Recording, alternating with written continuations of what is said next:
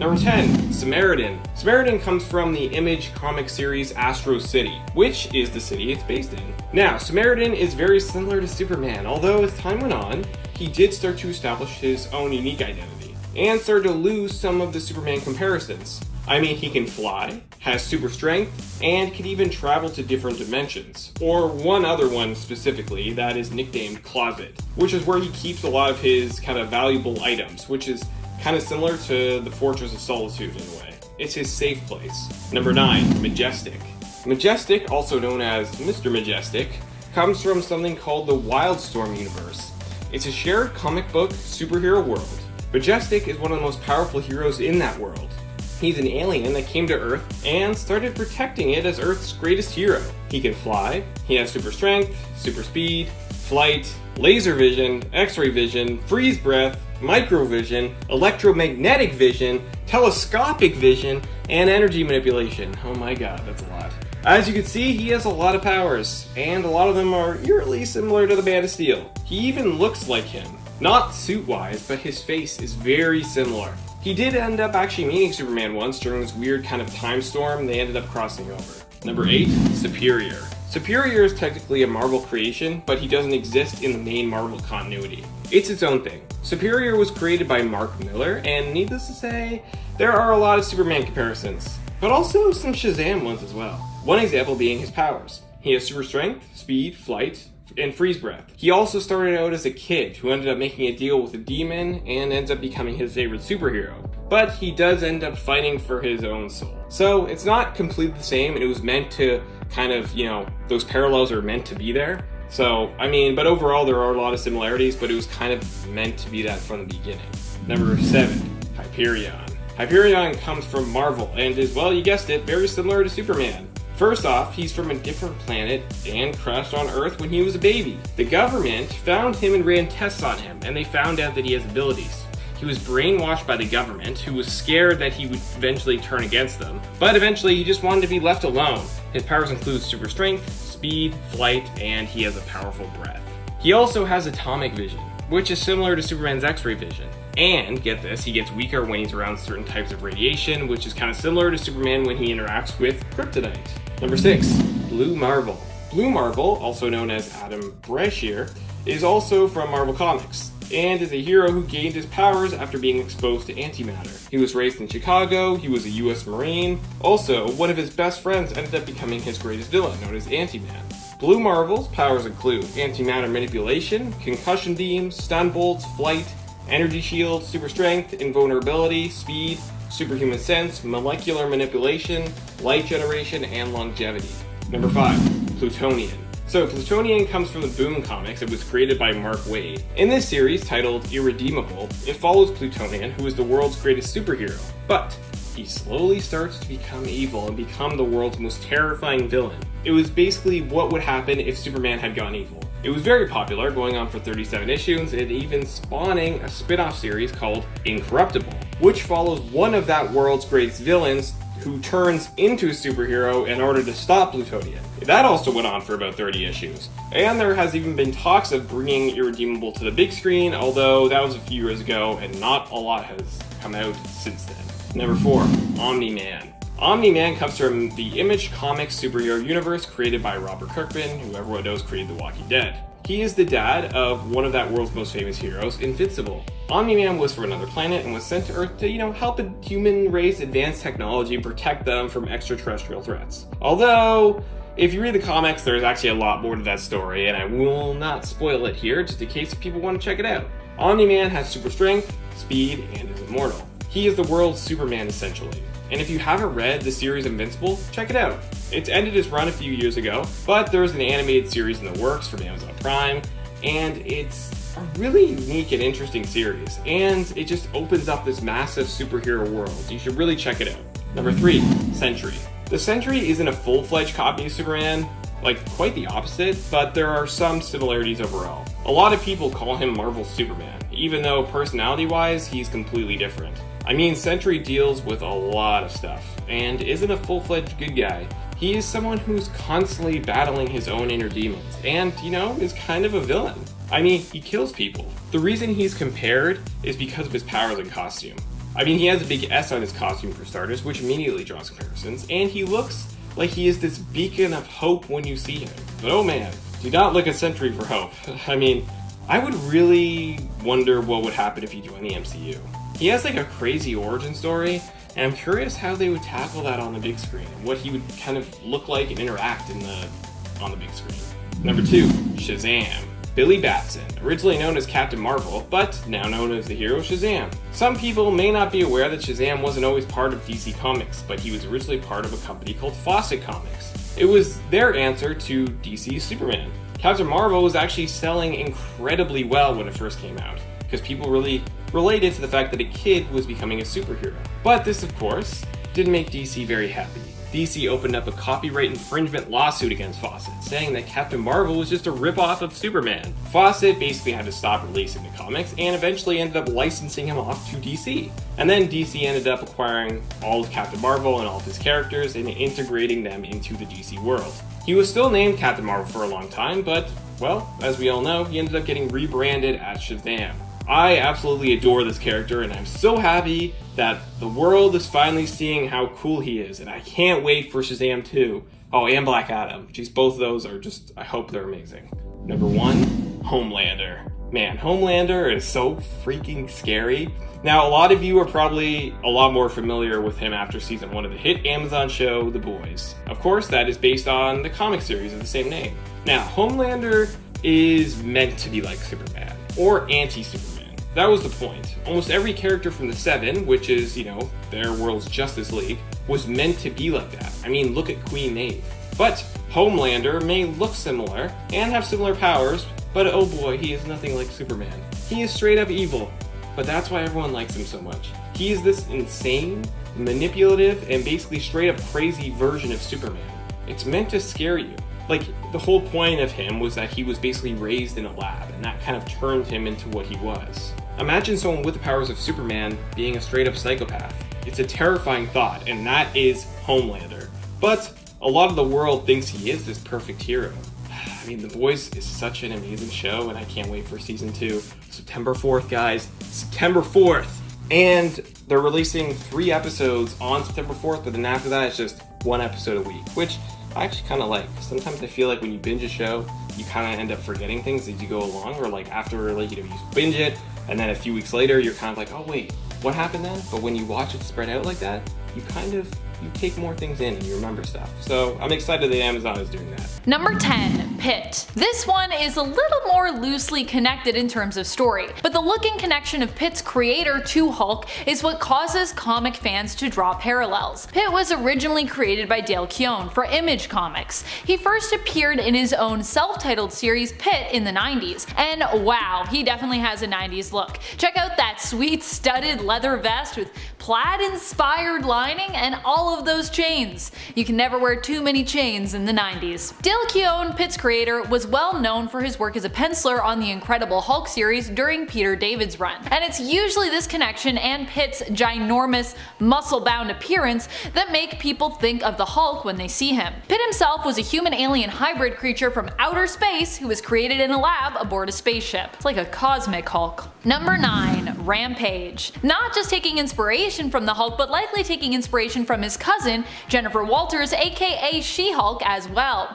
Rampage was originally known simply as Kitty Faulkner. Dr. Kitty Faulkner, that is. Kitty was a brilliant scientist working for Star Labs. An accident wherein Kitty was exposed to massive solar radiation during a demonstration gone wrong caused her to be transformed, however, into the orange giantess known as Rampage, who also sported a red mohawk. A fight with Superman where he absorbed excess radiation from her giantess Rampage form caused her to return once more to her human appearance as Dr. Faulkner. There would be other times, however, that Kitty would return to her Rampage form. Like She-Hulk, she also appears to keep her wits while in her hulkish appearance. Number 8, OMAC. OMAC stands for One Machine Attack Construct, and was created by Brother Eye to be used in their war against those who would oppress them. Originally in New 52, OMAC was the human known as Kevin Coe. Kevin Coe was an employee of Project Cadmus who would be taken over and in essence assimilated into the being referred to as OMAC, a servant and warrior of Brother Eye. Brother Eye can activate OMAC whenever they like, transforming Kevin into the biotech being possessing super strength and durability known as OMAC. While in this form, originally Brother Eye would be in complete control of OMAC. However, when Brother Eye was killed, they gave Kevin both his personality and control back as one of their last actions. The consequence of this was that Kevin would no longer be able to revert to his human form, becoming only OMAC. Number 7. Doomsday. While Doomsday and the Hulk bear some differences, a big one being that Doomsday is traditionally a villain, whereas Hulk is usually more recognized as a hero, they also bear similarities too. Both were created through experimentation, one an accident, one on purpose. Both are super strong, monster-like creatures, and they even bear a resemblance to one another. Doomsday is gray, which actually was the color Stan Lee originally wanted for the Hulk's appearance. However, when problems surrounding this desire arose, they turned the Hulk green instead. When Doomsday first fully appeared in Superman the Man of Steel issue 18, he was seen wearing a containment suit. And while Doomsday might be gray, his containment suit was very green, which all added to his Hulk-like appearance, in my opinion. Of course, the suit was likely added to create intrigue as to who or what was lurking within it. But still, it's interesting that DC decided to pick the color green as opposed to any other color. There's a lot of other colors out there, folks. Number 6. Doomed. If you thought Doomsday was a Hulk ripoff and you're feeling me there, you are going to love this one. Doomed was created when Metropolis University student Riser was infected with the Doomsday virus, similar to other versions of the virus we've seen pop up in the comics, but not quite as deadly as the one from the Dark Multiverse. Instead of killing Riser, it transformed him into a monster-like creature known as Doomed. He had similar powers to Doomsday, but has never really been considered a villain, more of a hero. Immediately after his transformation, Doom was forced to flee the authorities who saw him as a monster due to the accidents that he caused, despite the fact that Doomed attempted to actually save those that he had endangered, and he didn't intend to create any of that chaos. Riser would transition between his Doomsday form and human form and would end up being affiliated with the Teen Titans for a time. Number 5. Loose Cannon. This Hulk ripoff even has his strength levels similarly tied to his emotions. The angrier he gets, the bigger and stronger he gets. Loose Cannon was created by Jeff Loeb and Lee Moder, and is basically a big blue version of Hulk who was originally the human Eddie Walker. Walker regained the use of his legs, which had been disabled in a car accident when his metahuman gene was activated, turning him into the hero known as Loose Cannon, who was later redesigned during New 52 to be a Teen Titans villain instead. Eddie's skin has also been known to change color with his mood as well, and while he does appear to be similar to the Hulk in terms of powers, transformation, and abilities, he also bears a striking resemblance to Hank McCoy, the bouncing blue beast of Marvel's X-Men, especially his New Earth design. Number 4. Damage. Ever wondered what would happen if Captain America's exposure to the super soldier serum actually turned him into a monster? Well, wonder no more. DC has the answer to your question with one of their very own Hulk ripoffs. Damage is Ethan Avery, a youngster who grew up admiring superheroes and wanting to be just like them. At one point during his time serving in the military, he was offered an opportunity to become just that, and of course, jumped at it. He volunteered for the Damage program, a program that used experimental procedures in an attempt to create superheroes. Ethan passed all the necessary tests after applying and was given the Damage serum, which transformed him for 1 hour each day into a super strong, monster-like creature who bears a striking resemblance to the Hulk, down to his tattered pants. While in this form, Ethan would have very little control and basically adopt another rage-fueled berserker persona, also similar to the Hulk.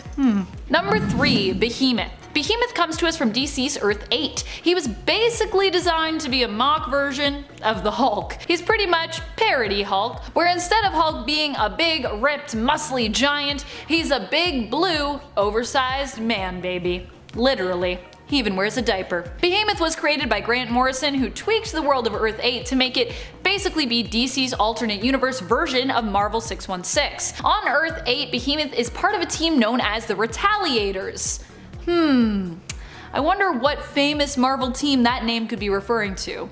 The Retaliators. Number 2. Monster. Monster was introduced during Superman/Batman. He was basically a big green powerful monster who was possessed by Kryptonite Man and created by Joker and Mr. Mxyzptlk, who had seemingly teamed up to take down both of their sworn enemies, Batman and Superman. Seemingly. Monster wasn't the only one they created, however. No. He was part of a team known as the Maximums, a parallel to Marvel's Ultimate Supers originating from Earth 1610. All you have to do is look at Monster though to really see how much of a ripoff of the original Hulk he really is. Number 1. Smash. Smash was basically Rob Liefeld's attempt at salvaging work he'd already completed but was unable to use. Liefeld had been working with Marvel previously on Captain America stuff, but when Liefeld kept apparently missing deadlines and sales ended up being not where Marvel had hoped, they let him go. The book was moved over to Wildstorm, and Liefeld's direction for the plot was pretty much fully abandoned, but he still found a way to make use of the work that he had already done,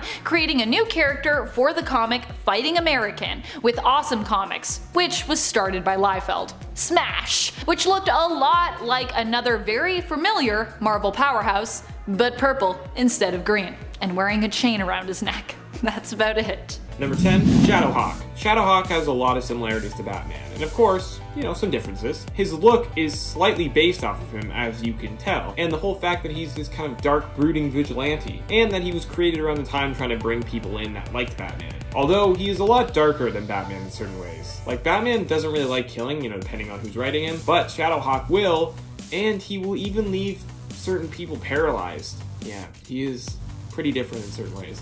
But overall, you can tell that there was at least some inspiration behind it. Number 9. Confessor. Confessor is a vigilante from Astro City.